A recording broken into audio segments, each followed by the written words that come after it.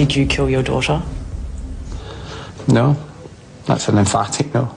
I mean, the ludicrous thing is what's been purported from Portugal is that Madeleine died in the apartment by an accident and we hid her body. Well, when did she have the accident and died? Because the only time she was left unattended was when we were at dinner. So if she died then, how could we have disposed or hidden her body, you know, when there was an immediate threat? It's just nonsense. So, and if she died when we were in the apartment or fell and did something, why would we cover that up? And this is what we call the embedded confession. This is where a guilty party will put together in their own language what happened. And we need to listen and believe them. We also have the principle of them asking questions. This is very important. They're asking questions to find out how their answers will be responded to. Will it be ridicule? Will it be acceptance? Will it sound sane? Will it help get them off the hook? Listen very carefully to what they say. It's a yes or no question. Did you kill your daughter? No is a good answer. And what I teach investigators to do is when someone is asked a yes or no question is to count on their fingers the number of words following the word no.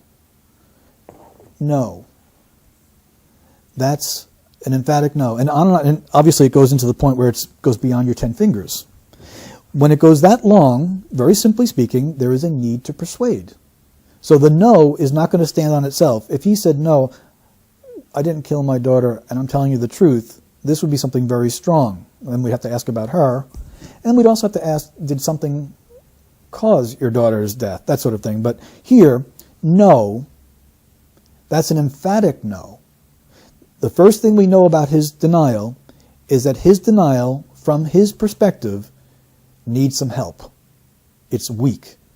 That's an emphatic no. So the first thing is no, okay. An emphatic no. My no needs emphasis. Why does it need to be emphasis? Is one. I mean, the ludicrous thing is what I suppose what's been purported from Portugal is that Madeleine died in the apartment by accident and we hid her body. Okay. What he tells us here is Madeleine died in the apartment, his words, by an accident, which would support the pronoun we that we heard between mother and child, and we hid her body. I believe him. The reason I say this is an embedded confession is because he is not entering any other language. He's not quoting anyone. For instance, if I said, well, you said that I killed her, that's not an embedded confession because I'm actually quoting you. Here, he's not only is he not quoting anyone, he's only saying what's been purported, not even an accusation. And we need to be listening to him. This now tells me, as an analyst, Madeleine died in the apartment. So I know from their language thus far that Madeleine is not alive. They are in need of an alibi. The death was not intended, and the location of the death is in the apartment. And again, by accident. And then I know something else now.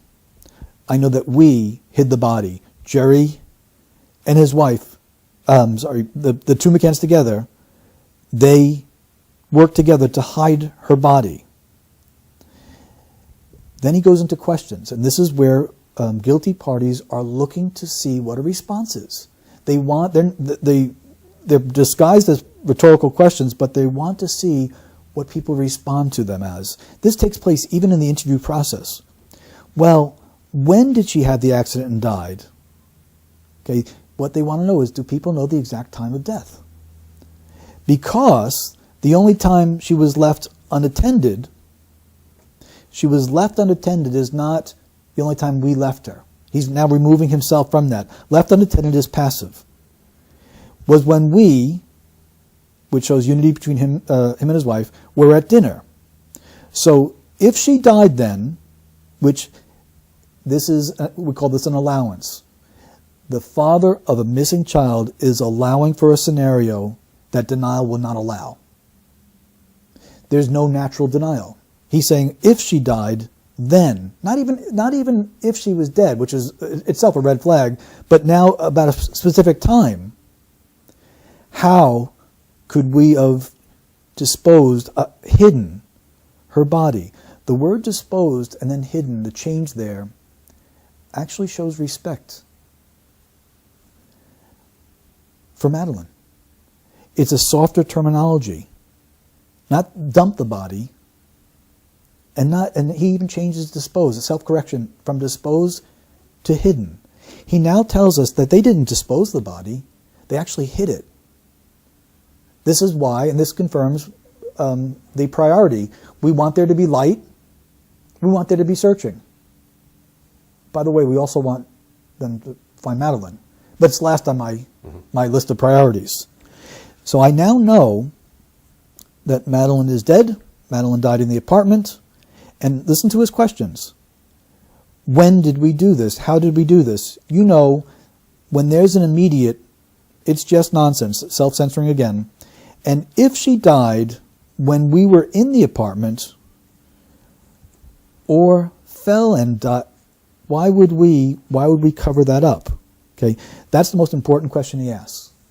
So he now introduces something else that may have happened. Madeleine fell. I am concerned and remain concerned that Madeleine may have been drugged in any way, shape, or form, whether it be nighttime cough syrup or something more, so that these people could go and have their dinner and their party and get their break and all that, that Madeleine awoke and fell and got injured, and the injury was beyond. Yeah. Can I just interject with a question, Peter? Sure. When he's saying, he's alluding to the fact that he doesn't think they would have had time on that particular evening to deal with the body. Could that suggest that there's been pre-planning and the meal was orchestrated to allow for a window for their phantom abductor? And he's confident that he can show the audience that there's not enough time for them to have done that. So in other words, it's possibly happened on a previous time. Yes, it is possible. And the focus on time, which he doubles up on, opens that door up now for us. Right. We have to consider it. Intention, it hasn't changed. In other words, that this death was not intended is not changed by this. But the fact that they do, or he does, in his language, focus so much on time, we must now be open to the possibility that he has a confidence about this time frame because it happened at a different time frame. So the answer is yes. Okay. What he's doing is he's affirming every other point of analysis. So when I said earlier that we look at little point here, little point there, he's now summed it up for us. The reason why this father does not show any concern about what Madeleine is going through is because Madeleine is beyond experiencing anything that he would need to be concerned about. Mm-hmm. They hid her body. Right. That's what they did, according to his language. But I don't think we should dismiss quickly that he introduced falling. Mm-hmm. She was very tired, Kate said. Mm-hmm. They had left her for their own. And so he asked the question, why would we cover this up? Mm-hmm. And the answer is quite simple. We have professional people who have 2 other children, an unintentional death. You're going to lose custody of the children. Another motive might be if there had been signs of abuse. Yes. That would come up in a, with the hospital. In the inquiry, sure. Yeah. He, as a medical professional, in any way, they are very likely to have knowledge of child abuse because it's just part of that profession where they deal with that. Now we have some indications there that would need much further exploration for possible sexual abuse. And there is a risk of the consequences for an unintended death, that's number 1. Risk of losing the other children, number 2. And then as you point out, when Child Protective Services sends in a professional to investigate, every case is explored for sexual abuse, whether there's allegations or not. All indicators of all possible abuses are explored for. Neglect, physical abuse, emotional abuse, sexual abuse are going to be explored for in every case. because we have some linguistic indicators, which could be them as parents, it could be them as abusers, it could be him as an abuser, it could be her failure to protect. We have to explore for it. Right. The consequences could go on more than just losing custody of the twins. Mm-hmm. It could be loss of freedom. Yeah. When a guilty person asks questions, they're floating out alibis, they're looking to see what sounds plausible. And in his question he says, well, when did she have the accident, not a accident, the accident, and died? The only time she was left unattended was when we were at dinner, so, which is establishing his alibi. If she died then, how could we have disposed of hidden her body? Now it's interesting, when some people ask questions like that, they don't always get the answers they want to hear. By asking a question, they're trying to portray it as if it's not plausible while they're giving out information and admitting what happened. Mm-hmm. This is an embedded confession in statement analysis. This is not the quote of someone else accusing them. This is what was purported to come out from Portugal. What he's saying to you is Portugal police know. They may make various statements, but the investigators on the ground, if we were to talk to them, the ones that first responded, they would tell you exactly what they feel about this case, and I think it would be right here, mm-hmm. that it's a cover-up. And that gets even more ludicrous, that we've obviously hidden her somewhere incredibly well, where nobody's found her. I believe what she's telling me. I believe that, first of all, the word obvious means to accept without question, and I am following it. That it's obvious to, and this is a concern of hers, that people recognize they've hidden her somewhere incredibly well where nobody's found her. Now, consider this. This is supposed to be from a mother of a missing child who is spending a lot of time defending herself, trying to ridicule the accusations, instead of pleading for her safe return and talking about what she's going through. Mm-hmm. Again, there is no concern for what Madeleine is going through by biological parents, close relatives, the closest relatives. Incredibly and we had her so well that we then decided we'd move her in the car, which we hired weeks later, and it's just ridiculous. So now we have a change of language from ludicrous to ridiculous. We have a car entering her language, and the timing is not lost on us either. She now says weeks later. So if someone was concerned that the death took place at a different time, she's now saying, you've got a good idea to be concerned about that. She's playing with the time. Mm-hmm. So to narrow down the time frame to what they want us to think it is would not be a wise investigatory move. We'd have to be open to other time here. When you come back to Portugal, do you feel closer to Madeleine? And although I don't know where Madeleine is, that is the last place that I saw her and held her, and I guess there's a part of me that still feels connected to her there. So. This was an interesting question, and I thought for an interview that I did not think very highly of, this was a fascinating question that grabbed my attention.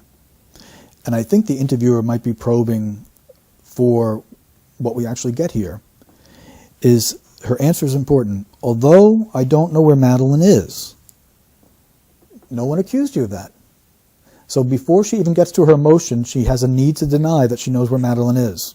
You know what that tells me? She knows where Madeleine is. Right. That she's actually affirming that we hid her incredibly well. These two smart people who were in panic mode for themselves hid her incredibly well. So although I don't know where Madeleine is, we call that the negation. She wants us to know what she doesn't know. Very sensitive. And then she uses the phrase, you know. And what we do with any type of habit of speech is we look where it comes up and where it doesn't come up. And it shows an acute awareness of the interviewer. So we notice what topics will provoke that, what topics do not provoke it. And about the location of Madeleine, it provoked it. Then she says, and I think this is important, I saw her, held her. Now, in order to hold her, you have to see her. Seeing her is unnecessary. People speak that way about dead people. about dead family members. Because in order to hold her, you have to see her, unless you held a dead body. I think that when Madeleine's lifeless body was carried, Kate held her. I think she's telling the truth. I think kids can be written off, missing kids can be written off too easily. You cannot do that. You cannot give up on a child. This is the mother of a missing child utterly avoiding the call to find her child, utterly avoiding the call to attention of what Madeleine is suffering through. Instead, this is extreme distancing. I don't want Madeleine written off, I want her found. No, kids, general, can be written off. You know, again, that awareness of the interviewer. Missing kids, no, my Madeleine. Missing kids can be written off. This is someone who has well moved beyond in the grieving stage. She has well processed the information. Madeline was not coming home, and she's at peace with it now. This is a distancing language of kids, child. The use of the word child there again is something that, we don't say kid abuser, kid molester. We say child abuse, child molester. This use of the word child, although it's not conclusory by itself, with the other indicators, causes me to be concerned that Madeleine was a victim of child abuse inside that home. I don't know for certain. There are certain things that I do and can say that with a strong conclusion. That's an element that must be explored. Right. Kids are survivors. Jerry says kids are survivors. He doesn't tell us Madeleine is a survivor. He follows the same vein. What they're doing is psychologically they're gone. They're distancing themselves from Madeleine. That she doesn't exist. And in the statement, and this is why it's so important to consider, it's not just that they show no concern about Madeleine. We have to enter into their language. We have to go into their world. The reason they're not concerned about Madeleine is because she's beyond concern. She doesn't exist any longer. So it's natural for them to talk about kids being survivors and kids doing this, or you feeling that, or you feeling this, because they've already processed it. It's gone. Madeleine means tower of strength. Wherever she is, whoever she's been with, whatever's happened, we will get her through it. Okay, my transcript says, Madeleine means tower of strength. Wherever she was, whoever she's been with, whatever's happened, we will get her through it. Several things. She doesn't tell us that Madeleine is a tower of strength. She doesn't say that she has any strength. She doesn't show any detailed concern for Madeleine. And she says, we will get her through it, which is a form of passivity. After saying Madeleine, the name means strength, but we will get her through it. There's a disconnect there in language, which is more narrative storytelling, almost poetic. We'd find that on a card of someone well after death. You will not rest until you find your daughter, until you wrap your arms around her. Why do they say such things? As a journalist, why feed information to a subject that way? Makes no sense. Yeah. I don't believe any parent could, and I don't believe we could ever reach a point where we just think, oh, well, we've done everything now. Whilst the situation remains as it is, Madeleine's out there and she needs us to find her. You'll keep looking forever. We will. This is, again, another indication that the processing of information has been complete. She tells us what she doesn't believe, tells us what doesn't happen. I don't believe any parent could, and I don't believe we ever could, reach a point, and this is her language that I believe her, we just think, oh, well, we've done everything now. I think that we've hidden her incredibly well. We've done everything now. Her death wasn't intended. We've moved on. So while Madeleine's plight, while Madeleine's pain, while Madeleine's suffering is there, no, while the situation remains. It's a situation. Madeleine is no longer part of the picture. There's a situation, and those in situation involved in it are she and her husband. For them, it's a situation. It is not a trauma.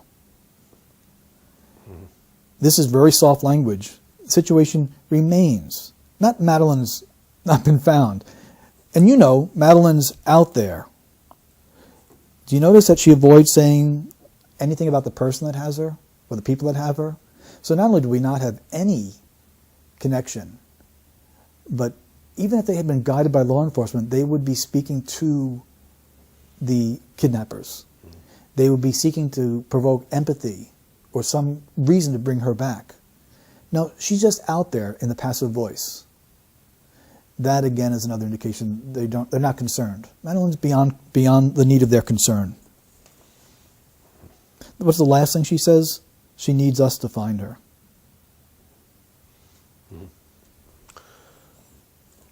You keep looking forever. Okay? And I can't help but wonder if the interviewer thought they're going to be like what we call the O.J. Simpson searching for the real killer. O.J. said he was going to search for the rest of his life for the real killer. He had no confidence it was going to happen any time before that. Right. Instead of saying we're going to search until she's found, it's just going to be, we'll keep looking, forever. Yeah. You mention baby Ayla here, Peter, in relation to this. Baby Ayla, A-Y-L-A. Yes. Have you mentioned that? Baby Ayla, not in the interview here, but right. in the analysis. Right. Okay. Do you want to mention that now? Sure. Baby Ayla was in Waterville, Maine, and she was reported kidnapping by her father. And the father was not cooperating with police, and the family was the mother, because they're not married, was trying to get the father to speak. And she finally told media that the father is not cooperating with police. This got a response from him. Liars are always concerned about their reputation. He said, contrary to rumors floating around out there, I have been cooperating with police. And so with the phrase, rumors floating around out there, is a strong indication that baby's in water. And that's where the searching went on. He had was asked, how did you do on your polygraph? He had been accused of low-level drug dealing, child abuse, other things. He answered, I smoked it. I smoked it. So we give ourselves away by the words that we choose. And there is like almost like a junior high school student talking about a test. I smoked my math test. It's a missing child. He referenced her in the past tense. He never showed concern at any given time for anything that the child may have been experiencing. All his concern was about himself. This is the same of the McCanns. It's very similar. And when we listen to people and follow their language, and their concern is making sure they ridicule instead of deny any possibility of their involvement, that's what their priority is. But we went through this interview, and not once did I hear a single word of human empathy expressed from Madeleine. Not once. Madeleine is the victim. And if the deception was to be believed, someone had Madeleine. And was she wearing a warm coat on a cool night? Anything, even the slightest bit of concern, none of that is in their radar because it's not in their hearts. It's not in their minds. It's not in their minds because they know that Madeleine is beyond all help. What I concluded from just this interview itself is that Madeleine is dead. The death was not intentional, that they have disposed of her remains in a hidden manner of which they feel confident will not be found. The cause of death was likely not intended and may have included both causing her to be very sleepy and a fall. They have feared being accused, their concerns about themselves, and that the time frame that they've given must be questioned. Those are things that I conclude strongly. Now, what makes this so strong is that this includes an embedded confession. They actually confessed to what they did. Mm-hmm. And I think we should not discount the word fall, that no one asked them if she fell. It was no part of the interview. He introduced that word. It's very important. Okay. If you ask me, as a matter of public record, Peter, you're conclusion that the McCanns are showing guilty knowledge in the death of Madeleine, how sure are you of that? I am able to answer that knowing that my career is looked at and say, I'm certain.